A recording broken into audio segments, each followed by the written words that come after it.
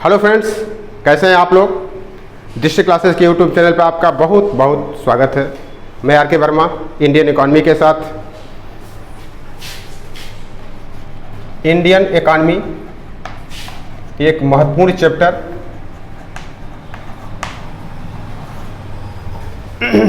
भारतीय अर्थव्यवस्था के कंसेप्ट में एक वीडियो पढ़ा है, इस पे आप लोग उसका अध्ययन करिएगा।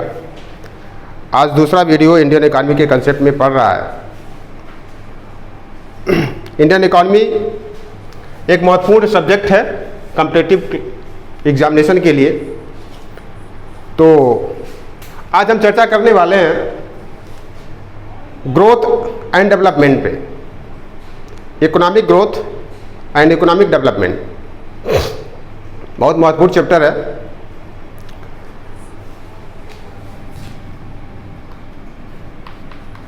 इकोनॉमिक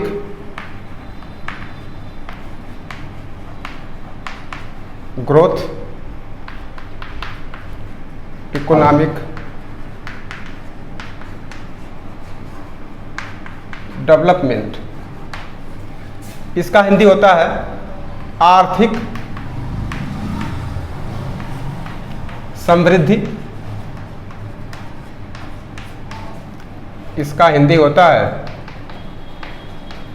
आर्थिक विकास।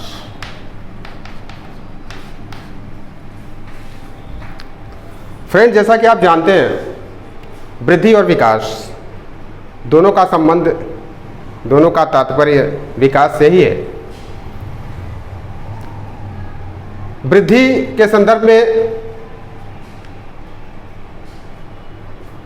आप पढ़े होंगे, वृद्धि का कंसेप्ट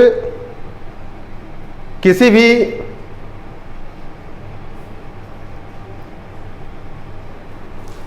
वस्तु व्यवस्था की वृद्धि से मापा जाता है। जैसे हम कहें इकोनॉमिक ग्रोथ, तो इकोनॉमिक ग्रोथ का मतलब ये होता है जिसमें परिमाणात्मक वृद्धि हो। परिमाणात्मक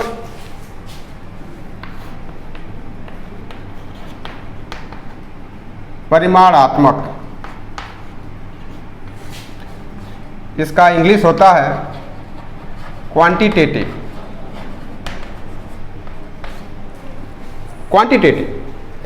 क्वांटिटेटिव मीन्स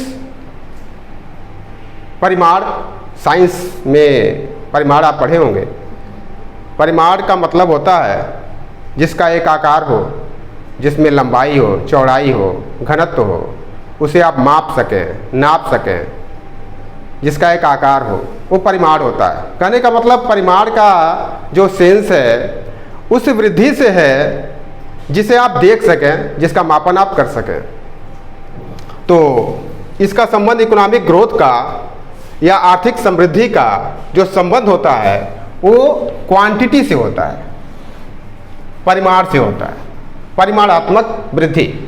जैसे एक पौधे की लंबाई है, एक पौधा है, इसकी लंबाई को आप मेजर कर सकते हैं, तो ये क्वांटिटेटिव हो गया। इसकी वृद्धि आप देख सकते हैं, उसको नाप सकते हैं। एक से दूसरे दिन, तीसरे दिन में जो वृद्धि हो रही है उसके वृद्धि दर को निकाल सकते हैं। इसी संदर्भ में इकोनॉमिक ग्रोथ का भी एक कंसेप्ट है। इकोनॉमिक ग्रोथ को भी आप माप सकते हैं। जैसे प्रति व्यक्ति आय या जीएनपी या जीडीपी, प्रति व्यक्ति आय, पर कैपिटा इनकम, इन सभी को आप माप सकते हैं। इसके संदर्भ में जो मापन होगा, जो क्वांटिटी होगी इसकी, और उसका जो रेशियो होता है वही प्रतिशत होता है, वही वृद्धि दर होता है। तो जो इकोनॉमिक ग्रोथ की बात करते हैं, जैसे इकोनॉमिक ग्रोथ गिर रहा है, इकोनॉमिक ग्रोथ बढ़ रहा है। आज कोरोना काल में अर्थशास्त्रियों ने जो प्रेडिक्ट किया था कि अगले 21-22 के वित्तीय वर्ष में भारत का आर्थिक विकास दर बहुत अच्छा रहने वाला है, परंतु कोरोना के सेकेंड वेव के कारण वह इकोनॉमिक ग्रोथ फिर आप काफ़ी धराशायी हो गया है। आज के डेट में वर्तमान समय में इकोनॉमिक ग्रोथ फिर नेगेटिव में चला गया है। तो हम उसके वृद्धि दर को मापते हैं, वही इकोनॉमिक ग्रोथ होता है, आर्थिक समृद्धि होती है, और उसका मापन हमेशा जीडीपी के कंसेप्ट में होता है। क्लियर? इकोनॉमिक ग्रोथ का कंसेप्ट, इसका मापन हमेशा जीडीपी के संदर्भ में होता है। आगे हम चर्चा करेंगे इस पे। अभी फ्रेमवर्क देखिए इसका क्या है। तो ग्रोथ का संबंध हमेशा आप परिमाण से लगाइएगा, क्वांटिटी से लगाइएगा। इकोनॉमिक डेवलपमेंट का जो संबंध होता है वह है परिमाणात्मक प्लस गुणात्मक, मतलब वृद्धि के साथ साथ उसमें गुण, उसके गुण में भी वृद्धि हो। ये दोनों को मिला करके फिर ये होता है इकोनॉमिक डेवलपमेंट। डेवलपमेंट का भी मतलब, ग्रोथ का भी मतलब एक ही होता है, लेकिन उसके कुछ बेसिक स्ट्रक्चर में डिफरेंशिएशन है। ग्रोथ का मतलब परिमाणात्मक वृद्धि, डेवलपमेंट का मतलब परिमाणात्मक प्लस गुणात्मक वृद्धि। जैसे आर्थिक संदर्भ में हम इसको लेते हैं कि परिमाणात्मक वृद्धि तो हो रही है, ग्रोथ हो रहा है। जैसे किसी भी राज्य का, किसी भी देश का आर्थिक समृद्धि के साथ साथ वहाँ के लोगों के शिक्षा, जीवन प्रत्याशा, वहाँ उसका कल्चर, एजुकेशन, संस्कार में सभी में वृद्धि हो, तो ये गुणात्मक वृद्धि में आता है। देश का तो वृद्धि हो। हम इकोनॉमिक डेवलपमेंट में देख रहे हैं कि हमारा आंकड़ा दिखा रहा है कि हमारा वृद्धि दर 8% है, 9% है, 5% है, माइनस में है, 0% है। हम माप सकते हैं, माप रहे हैं, लेकिन इसके साथ साथ क्या है, आपके देश के लोगों के, आपके राज्य के लोगों का शिक्षा का स्तर उच्च हो रहा है, जीवन प्रत्याशा बढ़ रही है, गरीबी मिट रही है, बेरोजगारी दूर हो रही है। अगर ये सब हो रहा है तो यह गुणात्मक साइन है। वृद्धि तो है, परिमाणात्मक तो है, जिसको हम माप रहे हैं। भारत सरकार हर साल डाटा पेश करती है कि हमारा इकोनॉमिक ग्रोथ हो रहा, इकोनॉमिक 6.6%, 6.7%, 8%, 8.4%, हर साल मेजरमेंट होता है। लेकिन क्या उसके साथ साथ शिक्षा का स्तर भी बढ़ रहा है? क्या उसके साथ साथ लोगों की लाइफ स्टाइल बढ़ रही है? क्या उसके साथ साथ लोगों के पास संसाधन की उपलब्धता बढ़ रही है? क्या उसके साथ साथ लोगों की गरीबी मिट रही है? क्या उसके साथ साथ बेरोजगारी घट रही है? अगर ये सब हो रहा है तो हम कह सकते हैं कि भारत डेवलप कर रहा है। बट भारत के संदर्भ में कुछ विशेष अपवादी की स्थिति बन जाती है। आज भारत का क्लियर कट कंसेप्ट नहीं है कि भारत डेवलप्ड है कि नहीं है। अमेरिका को आप डेवलप्ड कंट्री मानते हैं, रसिया को मानते हैं, जापान और फ्रांस को और इंग्लैंड को डेवलप्ड कंट्री मानते हैं, लेकिन एशियाई देश, विश्व का सबसे बड़ा डेमोक्रेटिक देश भारत, विश्व का सबसे बड़ा दूसरा पॉपुलेशन देश वाला भारत को हम डेवलप मानते हैं या नहीं मानते हैं, विवाद का विषय है, चर्चा का विषय है। इस विषय होना भी चाहिए, चर्चा होनी भी चाहिए। लेकिन यह समस्या क्यों है? भारत की तरफ आज पूरे विश्व की निगाह है। भारत को कोई भी देश आज अपने साथ जोड़ना चाहता है। उसका मुख्य कारण क्या है? उसका मुख्य कारण है दोस्तों कि भारत में डिमांड है। भारत में पॉपुलेशन डेंसिटी होने के नाते भारत में डिमांड है। भारत डेवलपिंग कंट्री में आज गिना जा रहा है, वह डेवलप कंट्री नहीं है। मैं क्लियर कर देना चाहता हूं कि भारत डेवलप कंट्री नहीं है, डेवलपिंग कंट्री है। डेवलपिंग कंट्री का मतलब होता है जो विकास के पथ पर निरंतर अग्रसर हो। अनडेवलप भी नहीं कर सकते हैं, वह डेवलपिंग है। मतलब अविकसित देश नहीं है, विकसित देश नहीं है, वह विकासशील देश है। क्लियर? इसको क्या कहेंगे? भारत एक डेवलपिंग कंट्री है, मतलब विकास के पथ पर निरंतर वो चल रहा है। जैसे आप डाटा देखते हैं तो इसका जो सिचुएशन है भारत का, कुछ इस तरह का साइन दिखा रहा है। ये साइन है भारत का। ऐसा नहीं कि डेवलप हो गया भारत। अब भारत के साथ लोगों का इंटरेस्ट, देश का इंटरेस्ट क्यों है? भारत से क्यों सब लोग जुड़ना चाहते हैं? खास करके develop country, America, France, Germany, Japan, China, Russia, Canada, ये क्यों जुड़ना चाहते हैं भारत के साथ? उनका मुख्य उद्देश्य है, उनका स्वार्थ है कि भारत में डिमांड बहुत ज़्यादा है। अब आप प्रश्न पूछेंगे कि भारत में डिमांड क्यों है? भारत एक गरीब देश है। तो मैं उत्तर इसका देना चाहूँगा। उसका कारण यह है कि भारत की जो संस्कृति है, भारत की जो सामाजिक ढांचा है, भारत की जो सामाजिक ताना बाना है, वह धार्मिक जातिवाद, धर्मवाद से प्रेरित है। यहाँ का कुछ सामाजिक स्ट्रक्चर ऐसा है कि ड्यूजनबरी ने बहुत पहले इकोनॉमिस्ट थे ड्यूजनबरी, उन्होंने कहा था कि भारत में जो डिमांड है उसका कारण है प्रदर्शन प्रभाव। उन्होंने एक थियरी दे दिया था कि भारत में प्रदर्शन प्रभाव के कारण डिमांड है। यहाँ के लोगों के पास अगर कुछ पैसा आता है उसके पहले ही उनके अंदर किसी वस्तु के खरीदने की डिमांड क्रिएट हुई रहती है, वो पैसा सेविंग नहीं कर पाते हैं और तुरंत अपने डिमांड को फुलफिल करने के लिए उस पैसे को निवेश कर देते हैं। तो भारत में सबसे बड़ी समस्या सेविंग की है। और आप जानते हैं आई इक्वल टू एस होता है, इन्वेस्टमेंट इक्वल टू सेविंग होता है। अगर सेविंग नहीं है तो इन्वेस्टमेंट नहीं होगा, इन्वेस्टमेंट नहीं होगा तो आर्थिक विकास कहीं न कहीं प्रभावित होगा। तो भारत की सबसे बड़ी समस्या सेविंग की है। सेविंग यहाँ पे नहीं है उतना ज़्यादा। क्यों नहीं है? क्योंकि हर व्यक्ति के पास डिमांड अपने आप क्रिएट है पहले से कि मुझे ये पैसा मिलेगा तो मैं ये चीज़ खरीदूंगा। अमेरिका में चीज़ नहीं है, अमेरिका में सारे संसाधन लोगों के पास पहले से फुलफिल हैं, लेकिन भारत के साथ ये स्थिति नहीं है। भारत के लोगों के पास हाईली डिमांड है और उसी डिमांड को पूरी निगाह निवेश के रूप में देख रही है कि भारत से अगर हमारे संबंध अच्छे हों तो हम भारत में निवेश करें। क्लियर? आगे चलते हैं। एक समझ क्लियर हो गया होगा।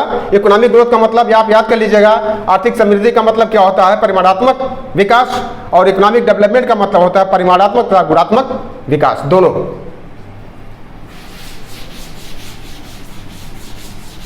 आगे इसमें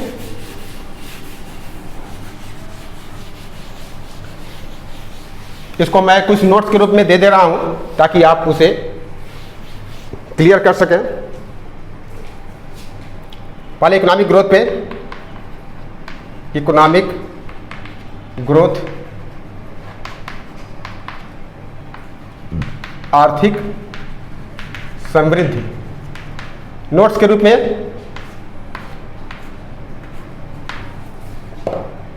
क्या क्या होता है इसमें? इकोनॉमिक ग्रोथ का मतलब होता है राष्ट्रीय उत्पाद के आकार में परिवर्तन, एग्जामिनेशन के अकॉर्डिंग। और पहले मैं बताया ही है कि इसमें परिमाणात्मक परिवर्तन होता है। क्लियर? अब इसमें कुछ फ्रेमवर्क, कुछ क्रक्स मैं दे दे रहा हूं जो आपको पढ़ना है, याद रखना है। क्रक्स के रूप में क्या है? आर्थिक समृद्धि, आर्थिक समृद्धि उत्पादन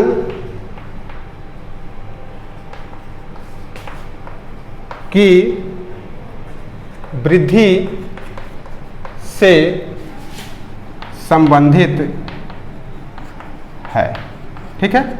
पहला जो इसमें इंपॉर्टेंट टॉपिक्स है कि इकोनॉमिक ग्रोथ का संबंध उत्पादन की वृद्धि से है।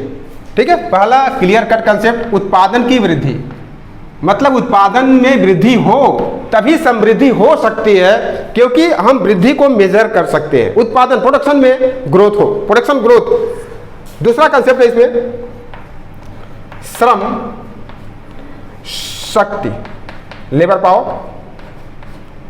श्रम शक्ति, उपभोग,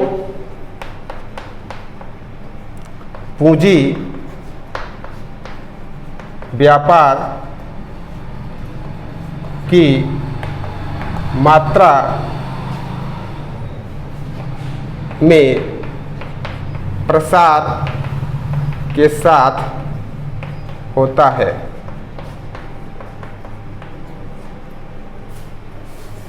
ये क्वेश्चन पीसीएस में आया हुआ है, पीसीएस का प्रश्न है। श्रम शक्ति, उपभोग, पूंजी, व्यापार की मात्रा में प्रसार के साथ होता है। अगला कंसेप्ट है आर्थिक समृद्धि। आर्थिक समृद्धि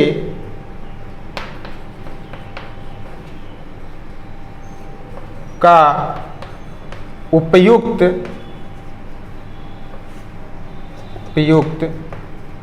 मापदंड, मापदंड वेरी वेरी इंपॉर्टेंट कंसेप्ट। आर्थिक समृद्धि का उपयुक्त मापदंड,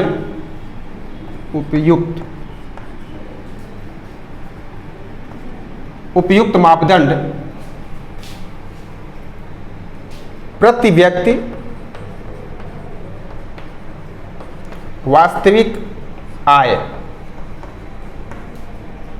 वास्तविक आय होता है।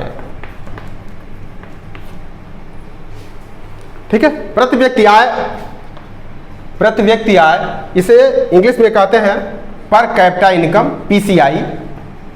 प्रति व्यक्ति आय मतलब पर कैपिटा इनकम, इसे कहते हैं प्रति व्यक्ति आय।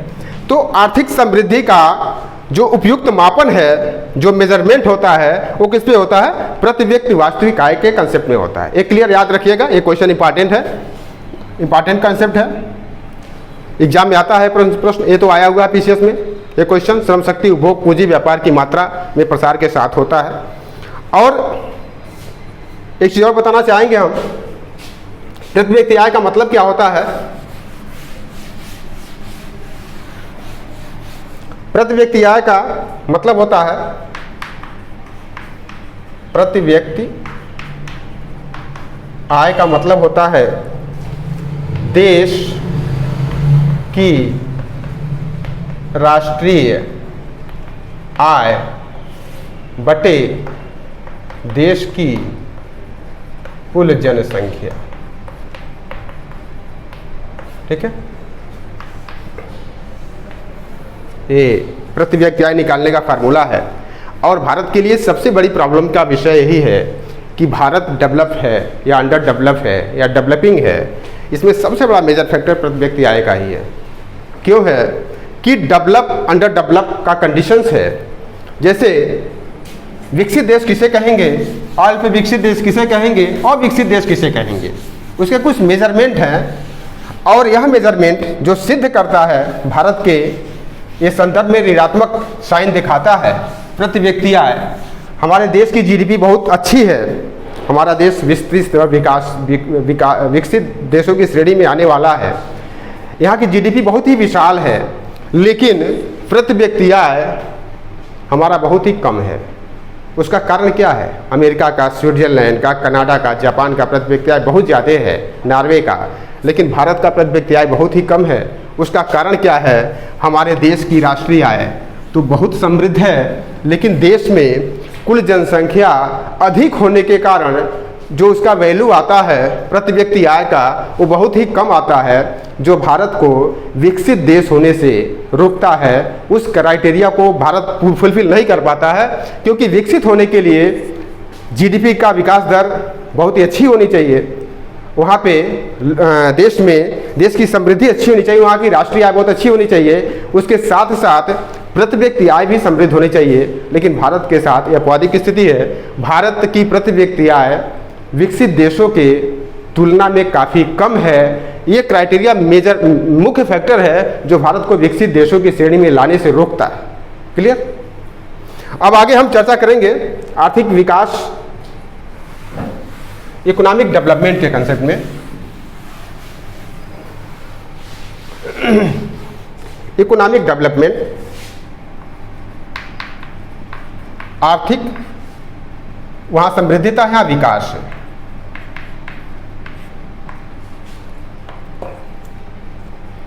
आर्थिक विकास, इकोनॉमिक डेवलपमेंट।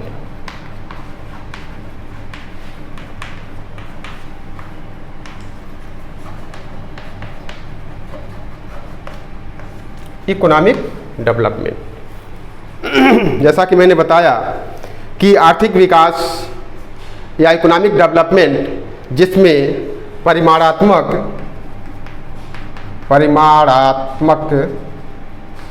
प्लस गुणात्मक दोनों गुण हो।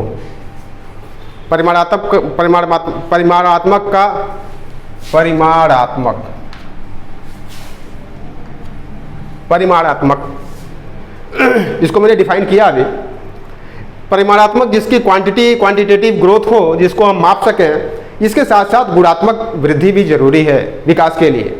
जैसे देश का विकास दर तो अच्छा हो ही, लेकिन उस देश में गरीबी कम हो, बेरोजगारी कम हो, लोगों की परचेजिंग पावर अच्छी हो, प्रति व्यक्ति आय अच्छी हो, राष्ट्रीय आय अच्छी हो, तब उस देश को हम विकसित देश कहेंगे। यही होता है परिमाणात्मक तथा गुणात्मक वृद्धि।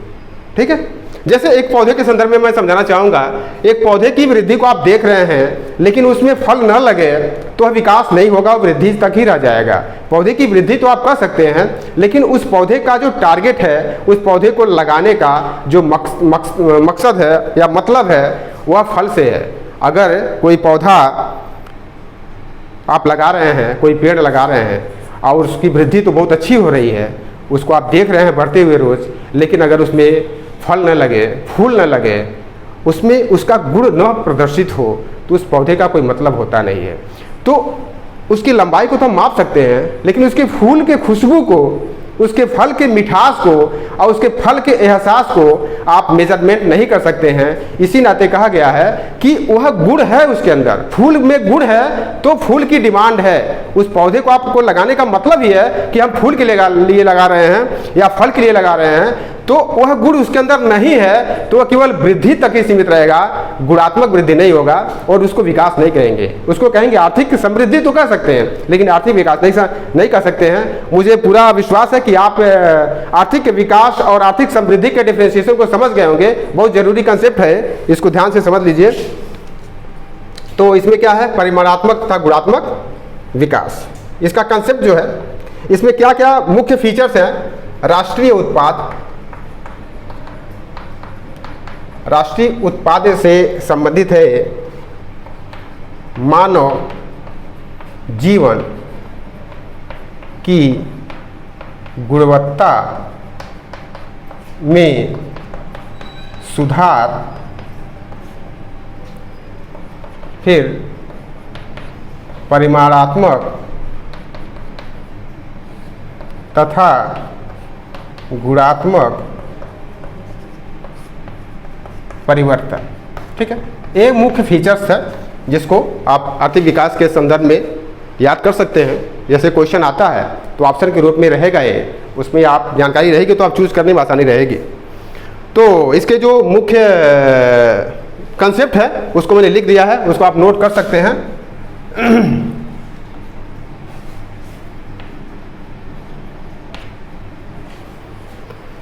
ठीक है, आर्थिक विकास, इकोनॉमिक डेवलपमेंट, इसमें परिमाणात्मक और गुणात्मक दोनों वृद्धि होती है। इसका संदर्भ राष्ट्रीय उत्पाद से है और मानव जीवन की गुणवत्ता में सुधार से है और परिमाणात्मक और गुणात्मक परिवर्तन से। ये सभी चीजें हो रही हैं तो आप समझिए कि आर्थिक विकास हो रहा है, अन्यथा केवल वृद्धि तक ही सीमित है।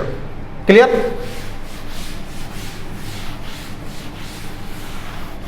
आगे कुछ अकॉर्डिंग टू एग्जामिनेशन हम कुछ फीचर्स बता रहे हैं जो परीक्षा में कई बार पूछा गया है, तो उसको समझने का प्रयास करें। मेजरमेंट ऑफ इकोनॉमिक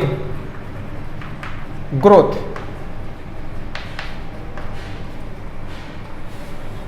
आर्थिक समृद्धि का मापन। आर्थिक समृद्धि का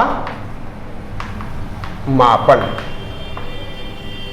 ठीक है, आर्थिक समृद्धि का मापन।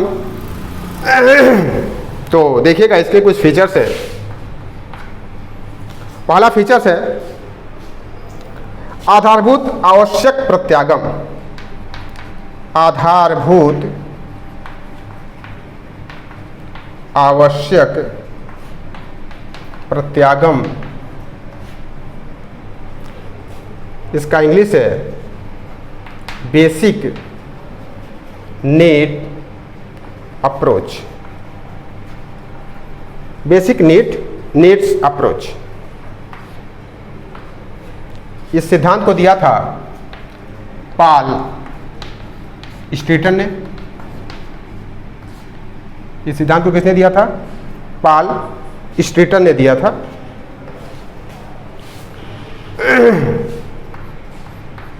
दूसरा है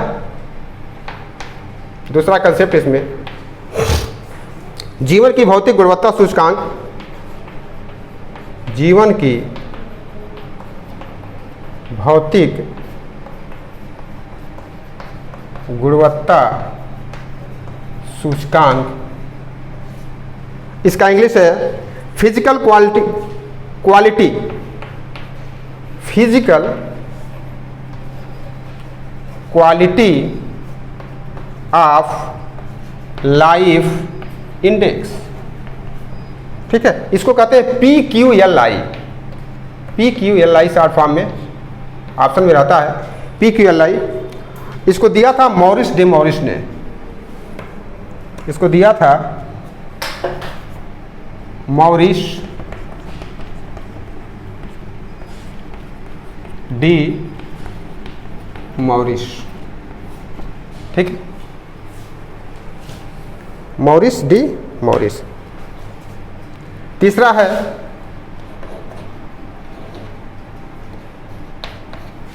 क्रय शक्ति समता, क्रय शक्ति समता विधि।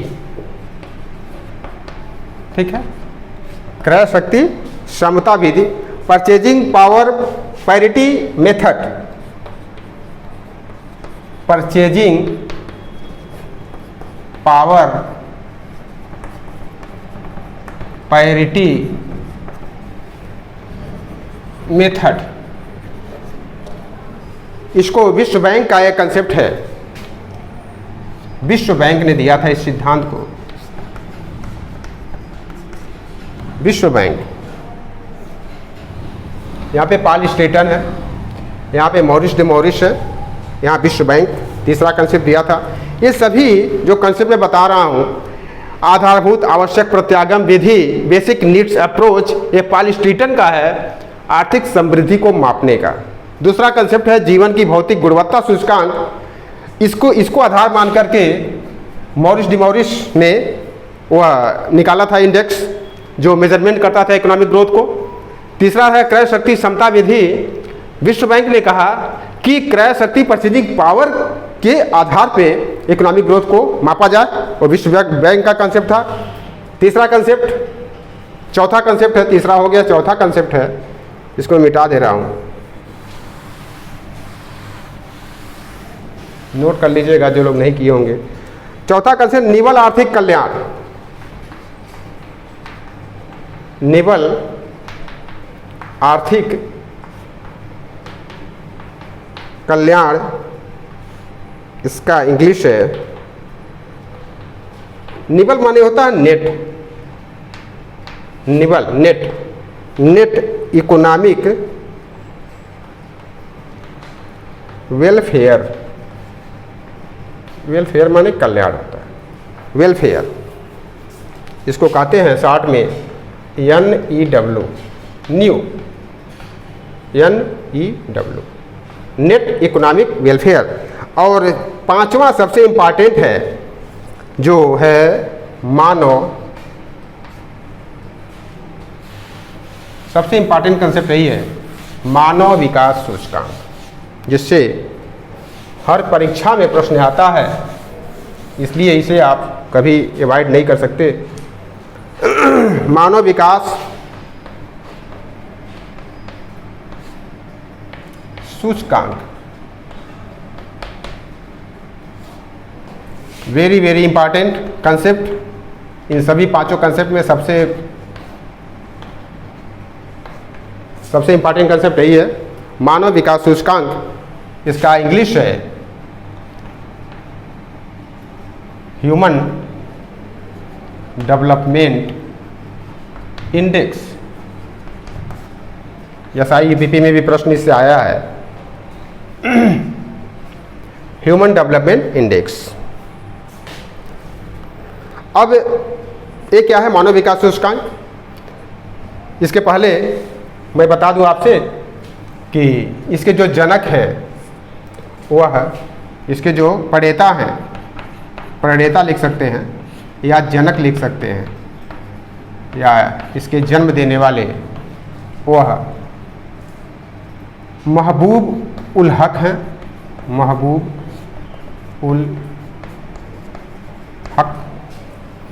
इसको हम अलग से बता देते हैं, क्योंकि इम्पॉर्टेंट कंसेप्ट है, इसे हम अलग से बताने का प्रयास कर रहे हैं।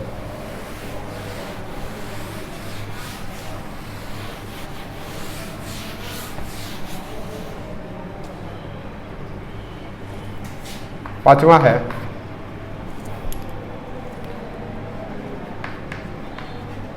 मानव विकास सूचकांक। ठीक है, इसका इंग्लिश है ह्यूमन डेवलपमेंट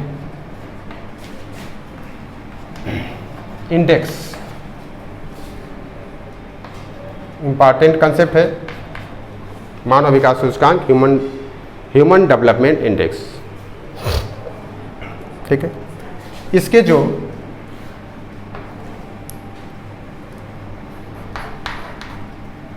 प्रणेता हैं ये हैं महबूब उल हक।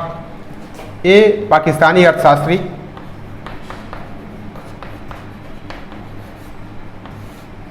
पाकिस्तानी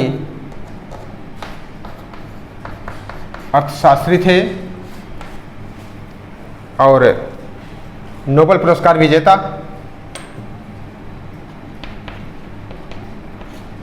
नोबेल पुरस्कार, अर्थशास्त्र के नोबेल पुरस्कार विजेता भी हैं। इसके जनक हैं और इनके सहयोगी जो थे वो है भारतीय अर्थशास्त्री प्रेमसिंगर और अमर्त्य सेन। प्रेमसिंगर और अमर्त्य सेन का नाम तो सुना होगा, अमर्त्य सेन इनके सहयोगी थे। एसडीआई मापने में इन्होंने इनका सहयोग किया था, तो ये चीज़ याद रखिएगा।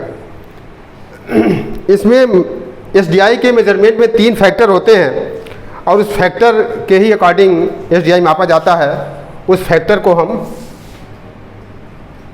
बता दे रहे हैं, क्या क्या फैक्टर है उसमें जिससे एसडीआई का मापन हो रहा है। मेजरमेंट फैक्टर, मेजरमेंट फैक्टर क्या क्या है? पहला है जीवन प्रत्याशा। ठीक है, पहला है जीवन प्रत्याशा, मतलब लाइफ एक्सपेक्टेशन। पहला लाइफ एक्सपेक्टेशन। दूसरा है शिक्षा स्तर, इसके आधार पर एसडीआई निकालते हैं। शिक्षा स्तर सूचकांक, इसको सूचकांक कर लीजिए, शिक्षा स्तर या शिक्षा सूचकांक।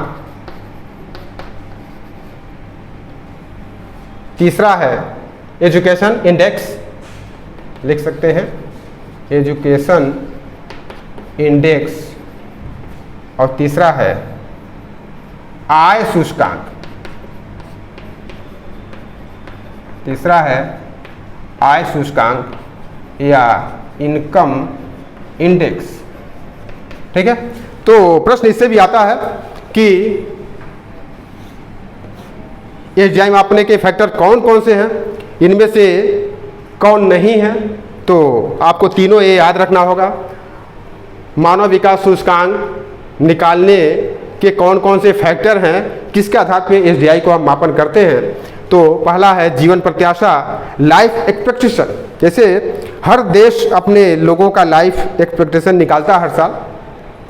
जापान का लाइफ एक्सपेक्टेशन बहुत अच्छा है, सबसे ज़्यादा है। भारत का काफ़ी कम है। तो मतलब देश में जीने का औसत दर क्या है, वही लाइफ जीवन प्रत्याशा है। ठीक है, और शिक्षा सूचकांक और इनकम, 3 चीज़ है, जीवन, शिक्षा, इनकम। ये 3 चीज़ याद रखिएगा, जीवन, शिक्षा, इनकम।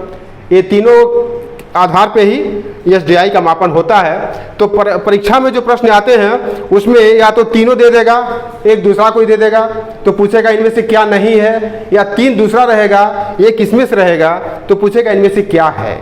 तो ये तीनों आप याद रखिएगा, जीवन, शिक्षा और आय। तो एसडीआई से प्रश्न आपके गलत नहीं होंगे। एक चीज़ और बताते हैं हम कि जो भारत का रैंक है, भारत की स्थिति जो एसडीआई में है वर्तमान में, वो क्या है, वह 131वें स्थान पे है भारत। ये बहुत इंपॉर्टेंट कंसेप्ट है, 131वें स्थान पे है और 189 देशों में, ठीक है। ये बहुत इंपॉर्टेंट कंसेप्ट है, इसे एकदम याद रखिएगा। हर साल बदलता रहता है, अभी 129 था, आज 131 हो गया है। वैश्विक रैंकिंग है, तो ये घटता बढ़ता रहता है।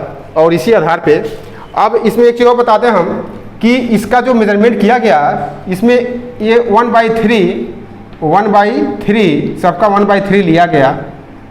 ये भी प्रश्न कई बार आया है। तो जीवन प्रत्याशा, शिक्षा सूचकांक और आय सूचकांक तीनों का 1/3 रैंकिंग निकालते हैं। तो ये भारत की स्थिति उसमें है 131वां स्थान और 189 देशों में। सबसे प्रथम स्थान पे भी प्रश्न आता है, तो जो फर्स्ट रैंकिंग है विश्व में वो नॉर्वे का है, सेकेंड स्विट्जरलैंड, आयरलैंड कर दें, आयरलैंड तीसरा, स्विट्जरलैंड, ठीक है। इससे भी प्रश्न आया है। तो first Norway, second Ireland, third Switzerland, और भारत में जो पहला रैंकिंग है राज्यों में, वो केरल प्रथम स्थान पे। तो ये कुछ इंपॉर्टेंट कंसेप्ट था जिसको मैंने बताने का प्रयास किया, और हमको लगता है कि इस कंसेप्ट से आपको एग्जाम में एक क्वेश्चन तो निश्चित मिलेगा, तो इसको ध्यान से देख लीजिएगा। और भारतीय अर्थव्यवस्था के संदर्भ में हम आगे कुछ और डिस्कशन करेंगे। जो बेसिक कंसेप्ट है, सब्जेक्ट वाइज कंसेप्ट है, सब्जेक्ट पे डिस्कशन करेंगे आगे। फिर अगले वीडियो का आप इंतजार करें। धन्यवाद।